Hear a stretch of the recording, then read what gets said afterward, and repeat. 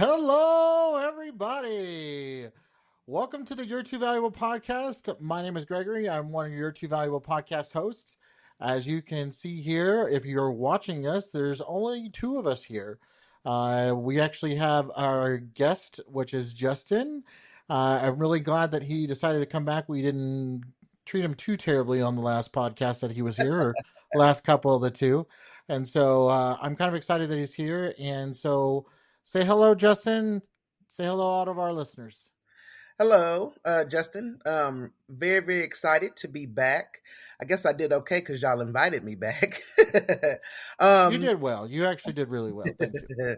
yes, yes. So, I have a background in retail. My career spanned for about 15 years, and then about a year and a half ago, I transitioned to financial services. So something completely different. Wow, that's a big change from retail to financial services. That sounds like a lot of work right there. A lot of it. Well, I did want to give you guys an update, or sorry, you all about an update about Robbie and Jesse. As you know, they're not here. Robbie is still dealing with some health issues, and so is Jesse now. And so we're gonna wish them all the best and well wishes, and get them back onto the podcast as soon as possible because I'm pretty sure they miss kind of ragging on me a little bit. I don't know why they would miss that, but I'm pretty sure they do. And I don't know. That's what I think about, anyways. Um, do you think they actually enjoy that, Justin? Absolutely. I think it's Of course. become one of their greatest pastimes. Oh boy. Oh yeah, yeah, yeah. So today we're gonna be talking about raises. If you want to talk about it or say it, it's like raises. I'm putting up air quotes for those who are actually not watching. It is the 2 or 3% kind of like raises that you get. Sometimes they're kind of tied into performance reviews. Sometimes they're not. Have you ever had to deal with those, Justin? I'm pretty sure being in retail and management, you probably had to. Yes, yes, absolutely. I have. I remember the transition from dollar raises, actual amount raises to percentages. It was definitely a Oh, shift that's a in good point. it was definitely a shift in how we do things. Obviously, it had an impact on performance and merit and different things like that. So, yes, I absolutely remember when that change occurred and how I knew it was going to affect my life. Well, that's actually kind of interesting that you say that because that is very true. We used to go from like that 25% or not 25%, that 25-50 cent raise to 2 to 3%, which is kind of interesting. So yeah, that's actually really that's a very good point there. I can Even being in HR, I don't even remember kind of when that happened. I've just always used to seeing it as a percentage because that's what we kind of used in the background when we were getting that 15, 20, 30, 50 cent, 100, or 100, a dollar raise, whenever that came through. But yeah, so yeah. Well, anyways, let's get into how that kind of works out. I mean, you're looking at somebody, that makes $60,000 a year, and I know that's kind of a lot for anybody, but at $60,000 a year, if you get a 2.5% raise, you're talking about $1,500 a year. Now you do that math, that's $100 a month, roughly, kind of $100 a month. What do you think you can really get anything for $100 a month these days? Mm. That is definitely an eye opener to hear those numbers and hear those figures. Mean, I mean, my answer will be no. That that's that's one of those things that's not going to make or break you, and I say that because it's going to have little impact in your life. Well, I mean, at $100, I mean, that's in this day and age, that's a tank of gas. Yep. You don't think you can get an extra tank of gas going back and forth to work for $100? That's plenty of money to consider as a raise, right? Right. Yeah, and I it's of course I'm joking here. As somebody that's in HR, I kind of I have my business or my professional side of it, and then also my personal side of it. My business side of it, I understand because of the fact of the way that businesses have to run, and sometimes these days and ages that there's not really a lot of budget for that significant of an increase.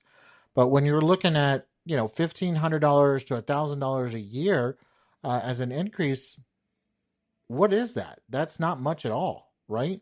And so there's not much there that you get to play around with and be like, woohoo, I get an extra $100 a month that I can do with. And if you get paid on a week, that's $25 a week. If you get paid bi-monthly, that's $50. And so it's not that much. And so it just, you know, if you pair that with some of the things that we talked about last season, which was, return to office, and then having that extra 2 to 3%, yeah, your little laugh over there kind of made it all right. You're breaking even, I think you would say, right? Right. And you base the figures off of $60,000, but what is the median income range for people right now? You Mm. jumped to 60,000, but what I think the median would probably be between 44 and 60 with what. So basing it off of Yeah. that, you're pretty blessed these days if you're making $60,000, I would say. Yes, I would agree with that. At 60,000, that's like good medium range for what you would think. I know that's probably not the technical number, but that's in there. And so, what I was wondering is that something that's sustainable that people can go? I mean, you look at somebody who used to work at 7.25 an hour. If and I'm bringing up on my computer here just because I didn't have this ready, but at 7.25 an hour, if you get a 10% or a 10-cent raise at 7.25 an hour, that's a 1% raise. But you're used to getting a 25 cent, 50-cent raise, and I know you were talking about that earlier. But even at 25 cents um, at 7.25, as that's a 3%. That's almost a 3.5% raise. But still, that's a significant increase. You're going from $7 to 7.50. Right. That's a good increase. Now you're going from $20 to $20.05. Right. Right. Not much at all. But now I'm going to be the devil's advocate here, and I'm going to talk about that is that you also have to see you have a company that employs 400 or 500 employees. You're looking at a good, $500,000 that you're going to have to budget an additional funds for the next year. Where's that coming from? So that's just how I see it, and it's different. The one thing that I really am worried about or wondering about, and I've had to have these conversations with managers, but as a manager, Justin, how have you had to have that conversation with your associates, with your team members on, you're getting a 2% raise this year? So really, really, um, subjective conversations, and I say subjective because it's coming from one end to another. And so when I think about from a manager standpoint, as far as speaking with me, obviously we review wages, we review profit and loss statements, we review the impact that different associates are having on the company, and then when you get ready to deliver that information, it's based off of merit. And what is one, and that's why I said it's subjective because Wait. Can you explain what that for some people who may not understand what does it mean? It's based on merit. so merit is a reward or something that's contingent on the work that they provide. So are they So you're meeting? saying that this is generally tied to like a performance review. Yes, absolutely it is. And that is how companies have structured it to be able to make it consistent across the board. But like I said, it can be subjective because if you you really have to um, tailor your conversations to the actual associate. You have to keep up with performance tracking. You have to remain consistent in measures across the board. So I say that it becomes a little bit subjective, because what about the associate that's quiet, that you don't have as much of a connection with, or you don't see something that this associate does. So that's why I say it's a little bit a little bit subjective. But yes, um, Yeah, I mean that actually brings up another good point as well. There, Justin, is that you have that biasness that's actually out there, and as somebody that's in HR, we're supposed to go through a term called norming, and we're going through to that way we can make sure everything. I'm not 100% sure if it's norming. That's what I think it is, but it flatlines everybody so that way if person A is in this category and person B is in the same category, why is person A getting a 3% but person B is getting a 1%? We want to make sure we're baselining everything on there, and so some companies don't do that. But what you were telling us, Justin, is that if there is that biasness there, that can have an impact on that. right. Absolutely. And I remember at a certain when I reached a certain level in leadership, we had what was called calibration calls. So Oh, that's it. um, Calibration. Thank you. You got yes, yes, you yes, did exactly. calibration. You got the terminology for me. Calibration. That's it. If you're um, out there and you're listening and and you know who I am, I'm sorry I couldn't get the word out, but thank you, Justin, for that. I appreciate it. Absolutely, absolutely.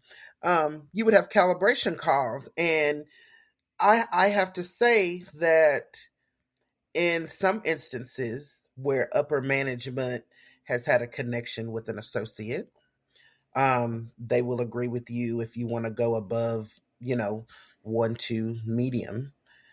And you would have to have documentation, and you would have to have valid reasons why that associate is going to get that raise.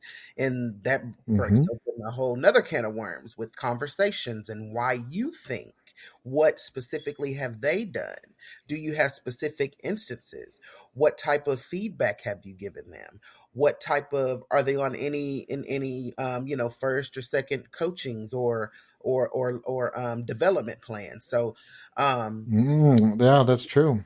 you would definitely feel. I know sometimes I felt like that someone deserves something because I've seen their work, and a lot of times that sometimes that doesn't always translate to KPIs. And when I say KPIs, I mean different different achievement goals. Sometimes What does KPI stand for those people who don't know what a KPI stand for? so it's key performance indicators, and so that There you that go. can be, you can relate that to finances and budgets, and you can also relate it to performance. So um, it's almost like a performance evaluation. How you grade somebody is if they meet a KPI. Right? If you pass, you get an A. B or C. That's what someone like a KPI can be. Right? Am I yes, kind of yes. explaining that a little Yep, bit real for? Okay. yep. A to B. It can be, key performance indicators can also be looked at from a customer standpoint. So it can mean a few different things, but in a different environment. But yes. So yeah, a lot is tied to it. And when Cool. you have those calibration calls, sometimes you felt like you were in the hot seat if you wanted to bump someone from just a solid performer. I mean, I'm just, if we're speaking the truth, that's just what it was. Yeah, and do you think that even as and you can generalize here if you want to, because I know I don't want to put you on the spot or anything, and I can say this too. Do you feel that certain managers would fight a little bit, maybe even a lot harder for their favorites or people that they wanted to see get more in their raises? Oh, absolutely. Absolutely. I've seen that many, many times. Someone they had a personal connection with, someone they have a background with that transfers from a different place to where they've worked even at a prior company with, prior Mm. relationships, family connections where someone has asked someone to hire someone, and, they help them kind of stand out. Absolutely. I have seen that. And that's why I said that, that word subjective meant a lot, because it can translate to a lot of different situations within, For sure. trying to give a performance review to an associate. So I'm going to go back to where we were talking about earlier when we were kind of tying this back to like the reviews and that KPI and things like that. If you're in the meetings, and I can speak about this for HR too, is yes, this does happen. I have seen it happen where you get from maybe a senior leadership or even from another manager or a co-manager or whatever, where they're like, I don't ever give anybody a five. I don't give anybody a exceeds expectations. That just doesn't exist because, and I think Robbie said this a while back, or somebody was like, um, everybody can do better. Everybody can always improve, and so nobody exceeds your expectations. Have you ran into that and seen that's actually the case in real life? Um, I can say that that's a generalization. I Ah, definitely okay. feel like that. Um, you know, I can't, educationally put a percentage to it based off associates, but I have definitely worked with people that have literally hit every pillar that they needed to hit to be to receive top performer. I have definitely seen that. And I've seen associates that, you know, probably shouldn't even get a solid. I've seen both. So yes, I believe that that's a Mm. generalization because do I believe people have room to grow? Yes, but do I believe you can give someone tangible goals to achieve based off what the system says or the measurement core and they can hit them because I've seen it multiple times. Okay.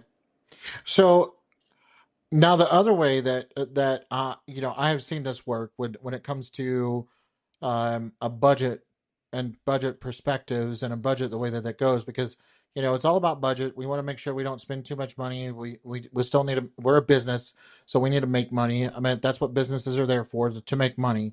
And so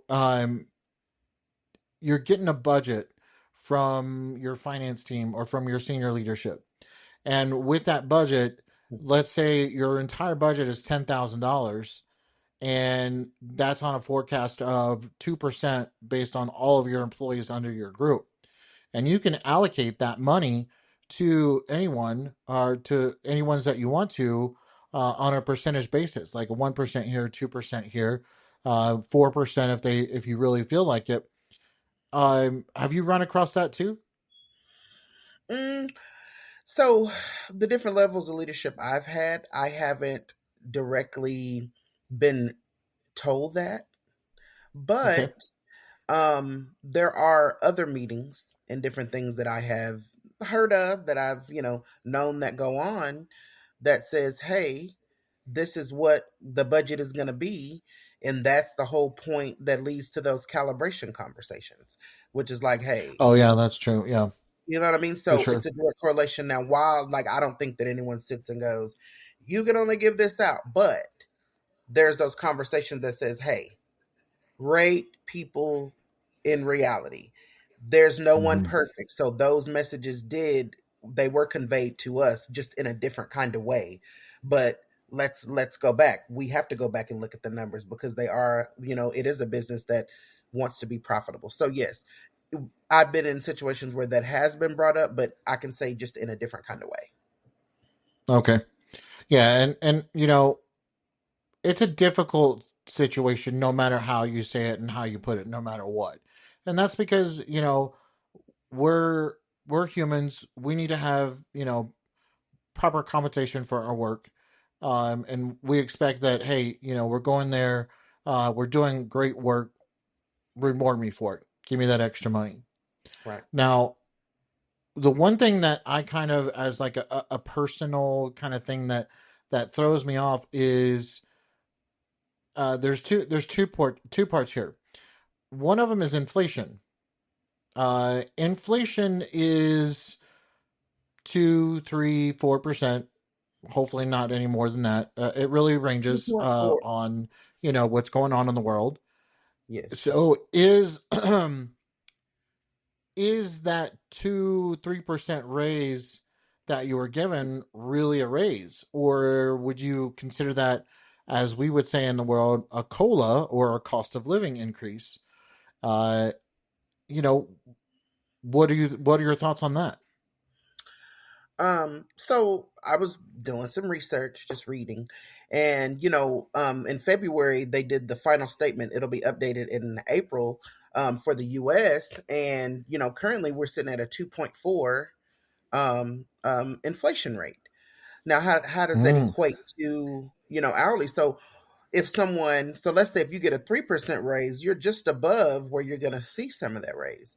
But if you get a 2% raise, you're actually making less when taxes and everything are calculated. So inflation definitely plays a role in the amount of money that you're actually going to see from a percentage type raise.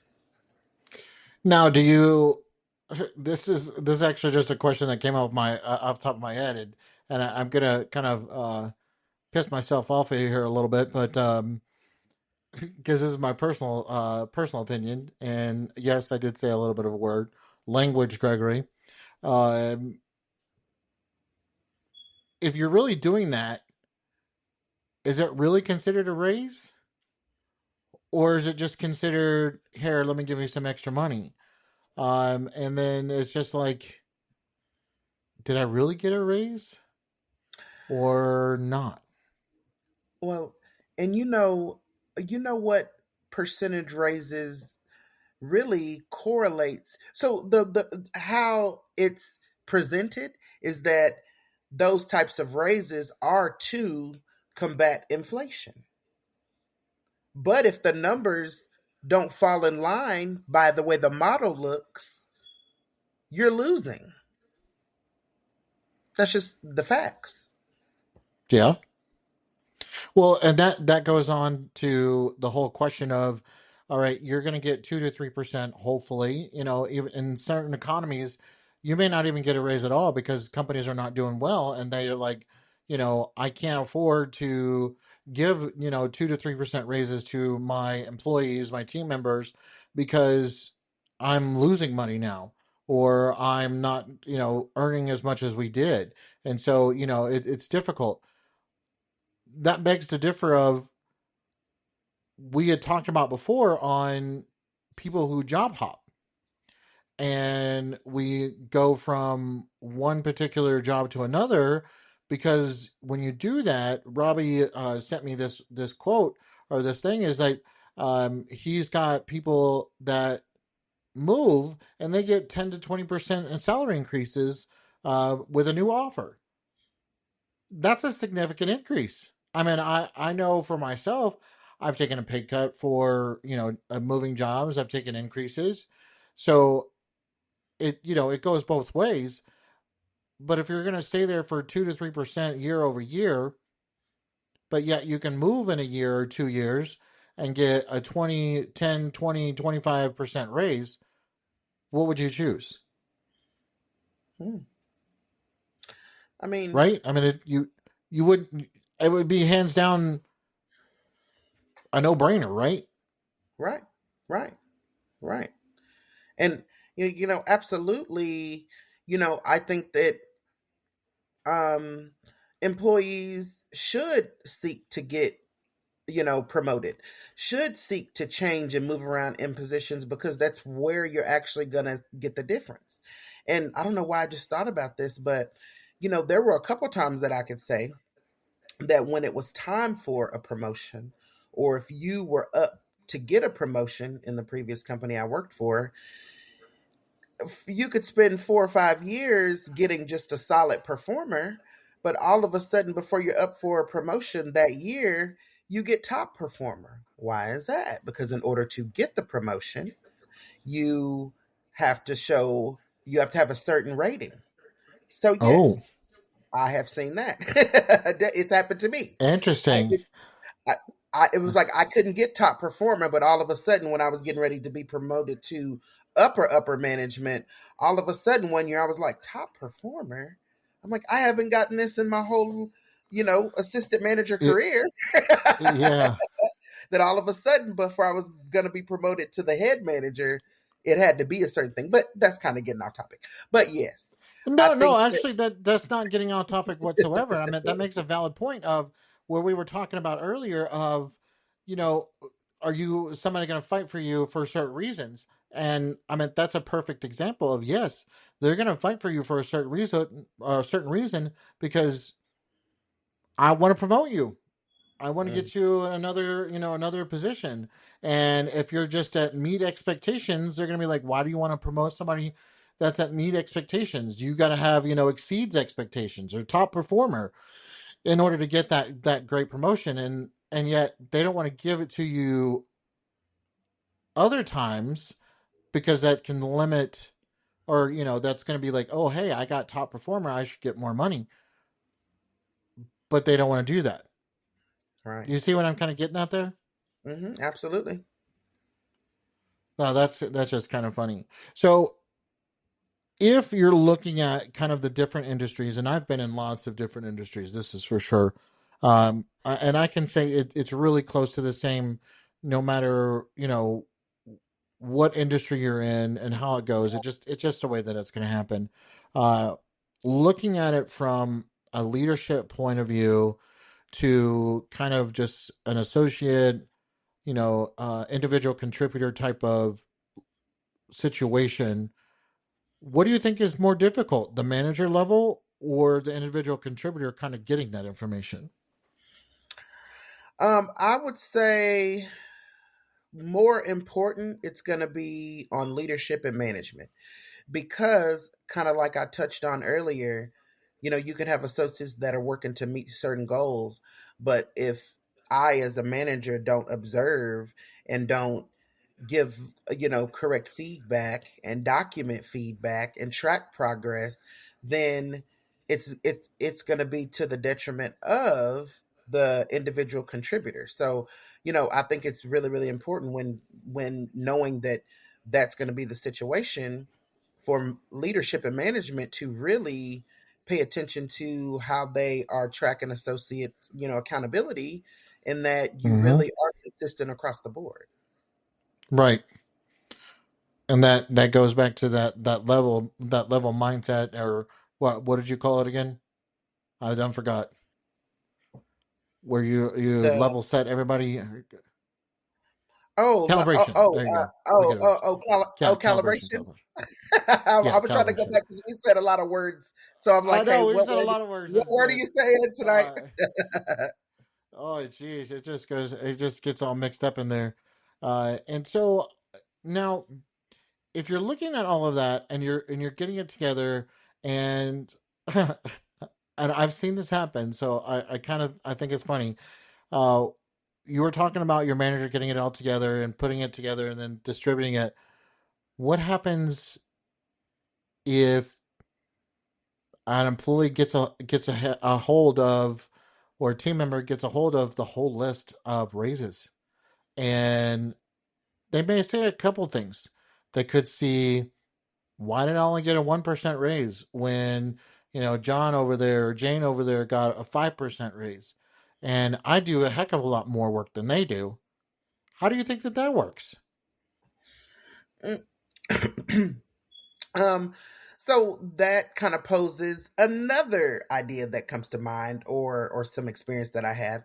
So in order to keep up with inflation and The the air quotes cost were of there for those who living and don't know. everything, there's I've also seen an increase in new minimums. So there's a pay scale range, and there's a range of that goes from $14 to $19 that you cap out. Well, sometimes in order to combat inflation, or to make the jobs more competitive, or to meet the needs, the hourly wage or the new minimum will raise, and associates that have been with the company for 14 years, their rate still stays the same, while someone that is just getting hired in or only been there for a year jumps up $2 or $3. That definitely played a role in how they're going to feel. And so, kind of like, it was kind of, it's very much frowned upon that an associate would get a list of the raises. But when you had to present that to your associate team, the other associates are standing there like, what? Like, I have been a dedicated Wow. associate. I've been with this company for 20 years. And all of a sudden, this kid that's only been here for a year, and I say kid, that's lack of a better term, but this younger, a member of Yeah. the younger generation, it was just hired into this role, and they're making $2 more than me because this is the company's new minimum. So that tells Yeah. a story right there. Yeah, and that definitely I was gonna actually that was gonna be my next topic, but that's a good leeway into it is that, you can have somebody who's gonna start brand new, fresh, making more money than a tenured employee. And how is that gonna look? I mean, that going back to that question of, if the information leaks and, everybody finds out what people are getting and what they're making, you could have that leak of, hey, why is Jane, who was hired 2 months ago, making more than I am that I've been here for 4 years? Mhm. And so, that's gonna hurt morale real quick. And as somebody who works in HR, I know that we have to look at that and making sure that we're kind of like, if you want to say, keeping up with the Joneses and making sure everybody's on the same mindset, same level. And, we're looking at it to see who makes too much. I don't know if too much is the right word, but who is not getting it paid. And then we have to kind of compress them all together to find out, oh, employee A, employee B are the same experience, same, everything, education. Why is employee A making less than employee B? And so we have to do that, and we do that quite often. That's some of the things that I tend to do because I want to make sure that everybody is on the same level. And that goes back to your question, Justin, of what happens when somebody who comes in now, that minimum is not where everybody else was at. That's actually what should be happening in the background whenever you raise that minimum. So let's say your minimum is $14. You get hired in at $14, and then 2 years later the minimum goes up to 15.50. And this is not a government minimum. This is your company minimum. Everybody who is at that $14 should be increased to that 15.50, no matter what. And then I'm going to use a special term that I like to use. It's called a penetration rate. And I know it's funny if you laugh at it, I laugh at it myself. But the penetration rate is how far that you are inside of a pay scale. And by that, I mean, if you're on a pay scale between $10 and $12, you currently make $11, you're at the 50 percentile. If we bump that up to $12 and $14, your 50% should still be in that range. So therefore, you should be not bumped up from $11 to $12. You should be bumped up to 13. And so that penetration rate of what that range is should come into effect. And a lot of people don't do that. And it's like, oh, I'm already going to give them a dollar raise because everybody's now making a minimum of $12. That's not the way it works, because you have to also account for what you were talking about, which was experience, and you also have to give them for their education and their tenure, right? Absolutely. Absolutely. Now, one of the things I want to ask, and I don't know because I'm not on being part of HR, I'm not there on the conversations that a manager can have with their team members, is, have you ever had or ever heard of somebody trying to negotiate with their race?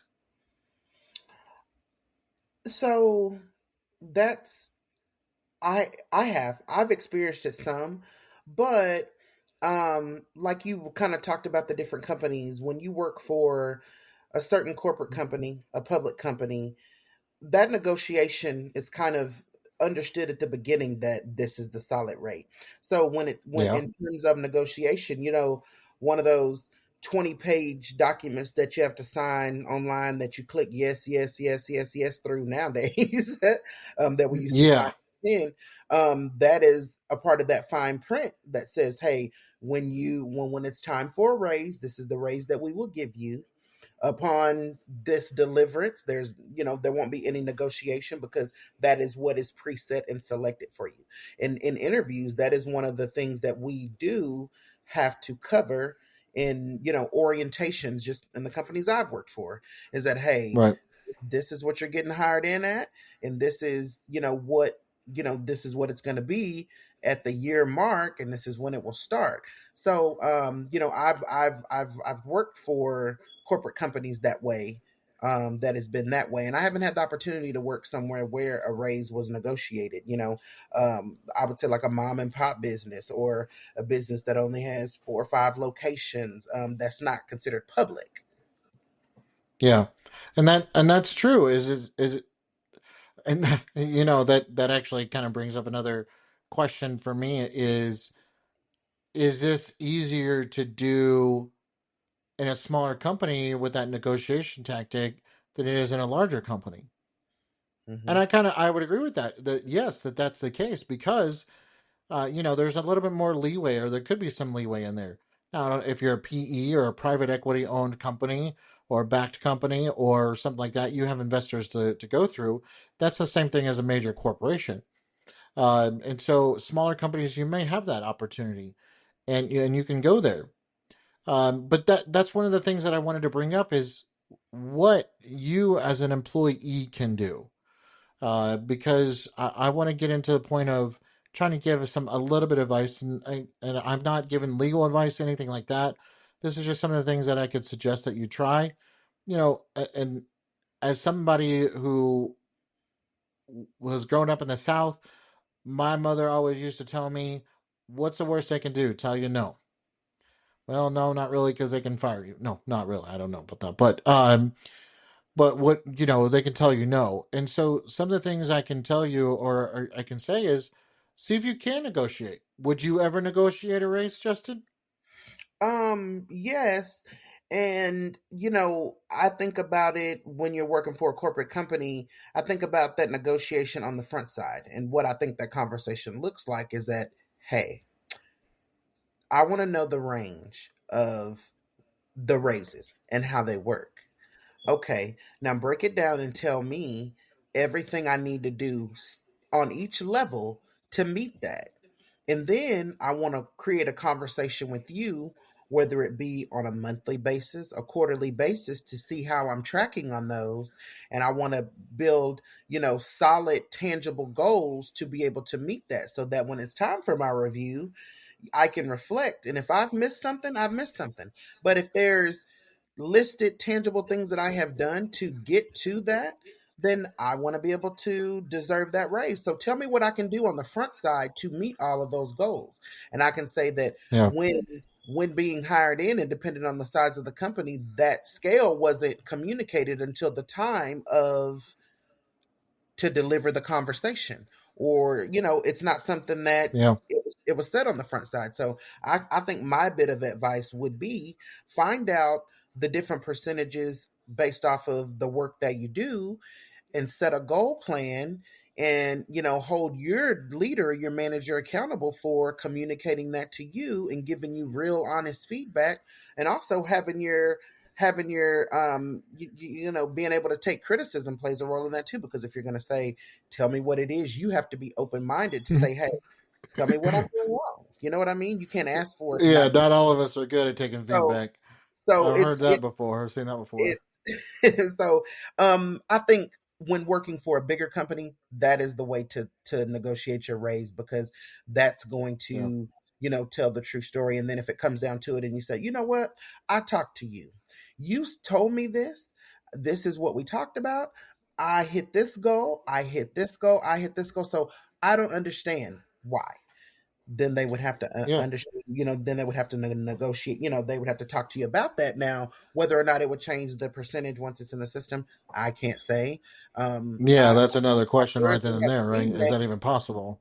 but it allows your leader to know that you are serious about your job performance, and that I guarantee that they will think about it differently when they talk to you and when they deal with you, because they know, hey, this Mm. associate is paying attention. They know what they want, and I'm going to really, they're going to really work to give you feedback and talk with you because you have presented yourself in that manner that you're knowledgeable about what you want. So that's actually a very, very, very good point. And from what I'm hearing and listening to there, the raise process does not begin at 6 months or a year. It begins day one when you're starting to come in there. And I agree with that because that's true. You should be market aware of what your position entails and what your compensation should be. And that goes all the way from offer all the way to the end of your tenure there.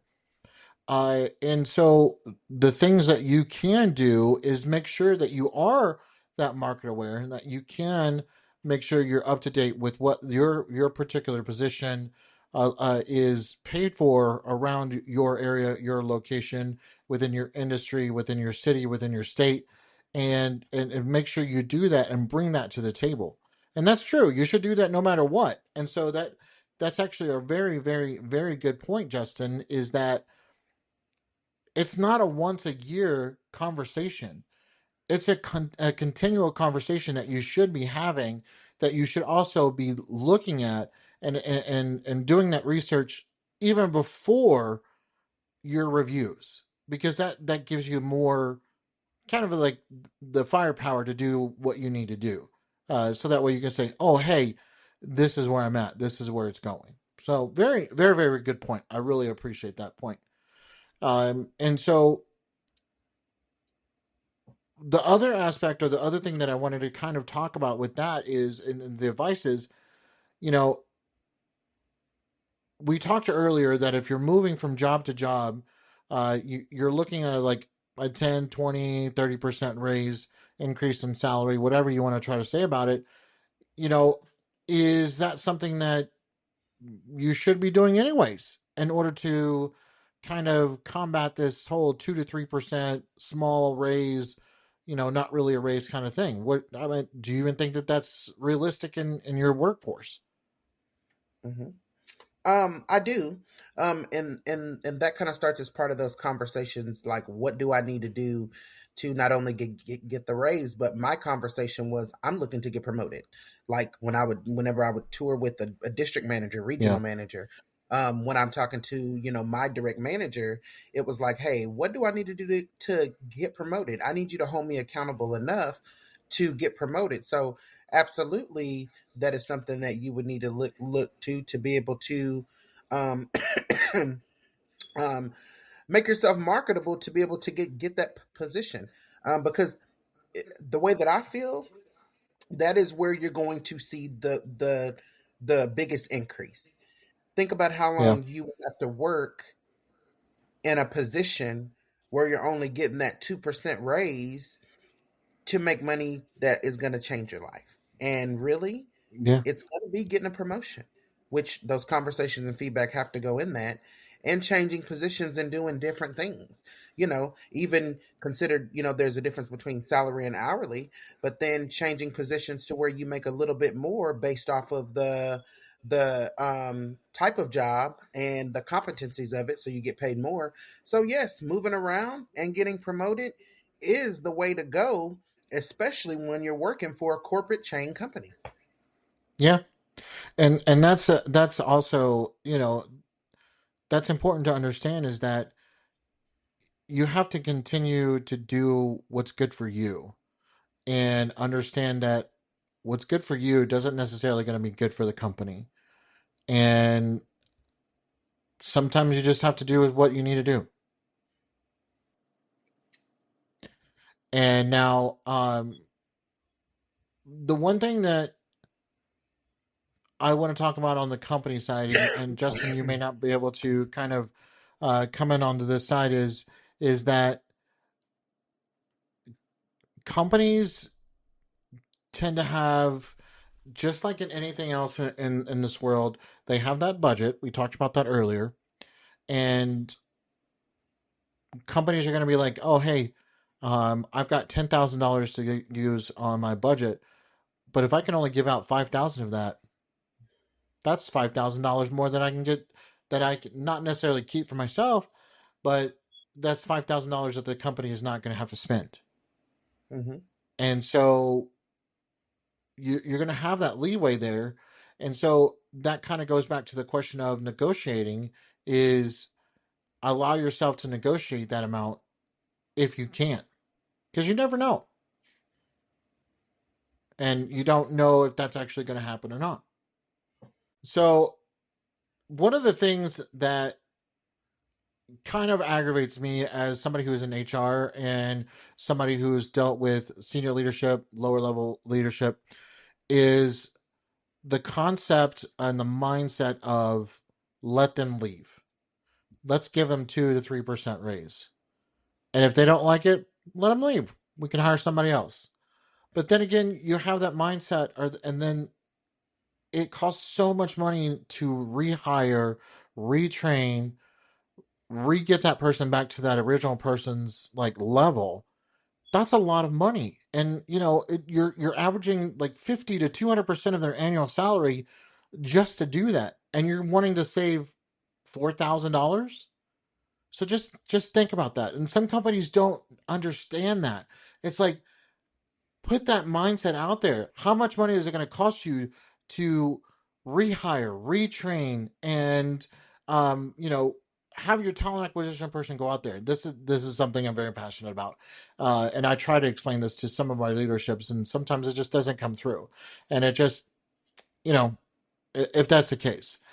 Now, the one thing that I want to bring up in final is to discuss, do we need to get away from this merit based increase raise type of thing?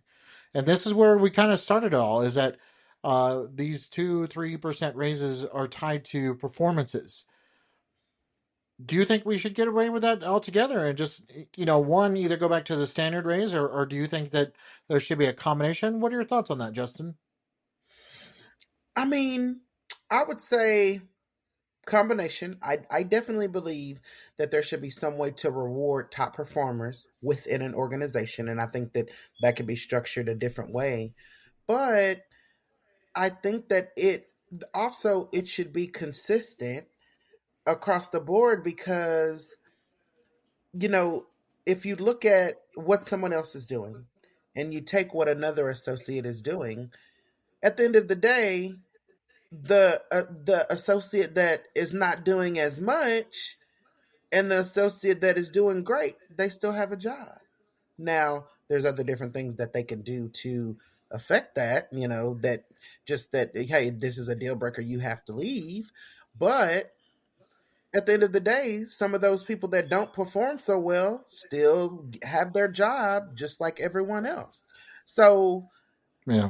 I think it's a double edged sword. Do I think the pay should be consistently, and I don't think that all of it should be based on merit, but I think that maybe there could be some sort of program, there could be some sort of goal tracker that you can get 10 more cents. You can get another 25. You know what I mean? So I think that Yeah. it could be a hybrid process if, thoughtfully planned out, where it fits the needs of the company. But I think that it should be like a hybrid process. Yeah, and I kind of agree with that too. You definitely need some merit based part to it, but for somebody that I wish we could do, I wish that we could do something where it was more along the lines of a um, where you had that cost of living increase, or that COLA, or cost of living adjustment is what that really stands for, and then compared to, and getting that other merit increase. So that way you have both of them together and they're not tied together. And I think it used to be something that was out there.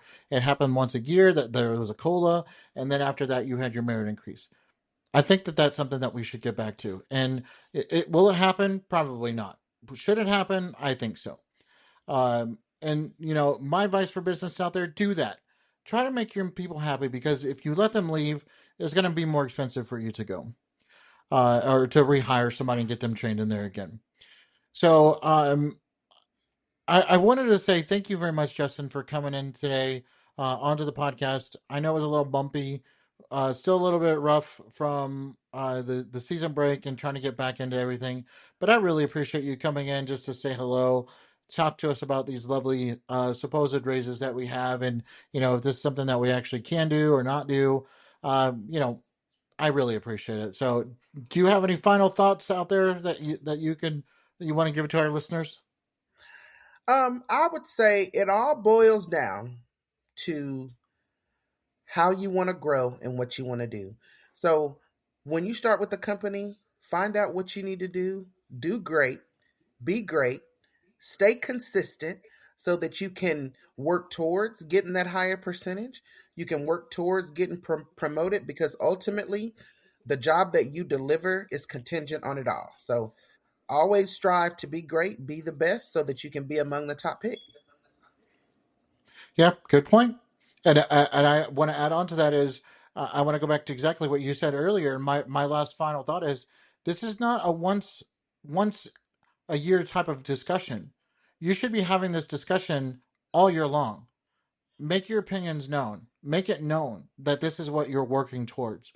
Because if you make that known, then that's not a surprise it's going to come up. And so, yeah, there's things that are out of control as far as like budgeting and, what the company can and cannot afford and economy and all this other stuff. But keep that conversation going. Don't make it once a year. Make it more than once a year. I know it's going to be annoying to your manager. It's going to be annoying to leadership. You just have to let them know that you're worth it. Sell your worth, and I think I've said that before. So sell that worth.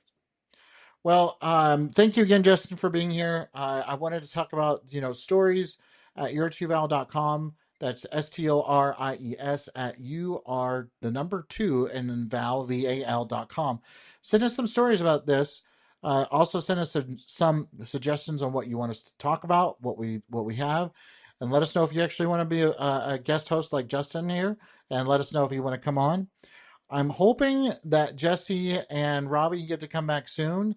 And if that's the case, we're also going to have Justin so that way all four of us are on here again because I know I can hear them in my mind that they would have loved to kind of build off of what Justin said, and they would have loved to kind of pick on me about what I would have said for the HR part.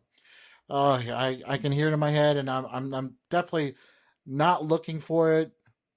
I kind of am looking forward to it of them coming back. Next episode, I like how you laughed there, Justin. Thank you. Next episode is about quitting and who's actually really happy. Are you happy? Is the company happy? Let's get into that a little bit more, and I think it's going to be a little bit interesting to see. I honestly don't know who's going to be on. Justin doesn't even know. I might invite him on again because Robbie and Jesse may not be on, but whatever it is, I'm sure we're going to have a great time talking Hey, about it and hey, what's going to happen. if you keep on inviting me, I'm going to be ready to be on the payroll, Greg. So, I mean, I want to, Oh man, if look, I, and then you're going if to I, want to if raise and if all I'm this going to other be stuff. doing Here we it, go. I want to be doing it. So, hey, I could be, Oh boy. I can become permanent. We never know. Well, we are out there on all of the podcast areas that and go out there, subscribe, like, comment on these podcasts. We really appreciate it.